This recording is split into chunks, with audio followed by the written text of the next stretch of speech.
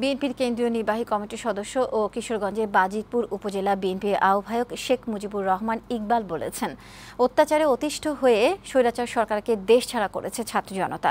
শহীদদের আত্মত্যাগের বিনিময়ে পাওয়া দ্বিতীয় স্বাধীনতা টিকিয়ে রাখতে সুষ্ঠু নির্বাচনের বিকল্প নেই। বৃহস্পতিবার কিশোরগঞ্জের নিকলী উপজেলার গুড়ি ইউনিয়ন বিএনপির দ্বিবার্ষিক সম্মেলনে তিনি এসব কথা বলেন। বিএনপির এই নেতা বলেন, আন্দোলন এখনও শেষ হয় নাই। মানুষের গণতান্ত্রিক অধিকার নিশ্চিত না হওয়া পর্যন্ত এই আন্দোলন চলবে। বিএনপি চেয়ারপারসন বেগম খালেদা জিয়া, ভারপ্রাপ্ত সভাপতি তারেক রহমানও মামলা থেকে রেহাই পায়নি। তারা সব মামলা থেকে মুক্ত না হওয়া পর্যন্ত সংসদ নির্বাচন হতে পারে না। তিনি বলেন, ফ্যাসিবাদ সরকার পতনের পর এখন মুক্তভাবে সভা সমাবেশ করতে পারছে মানুষ। এদেশে একটি অবাধ ও সুষ্ঠু নির্বাচনের প্রয়োজন।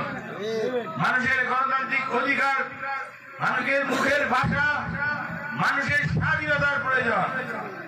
আমরা সেই লক্ষ্যে এখনো পর্যন্ত মাঠে আছি। আন্দোলন কিন্তু আমাদের শেষ হয় নাই। আন্দোলন চলমান কিনা?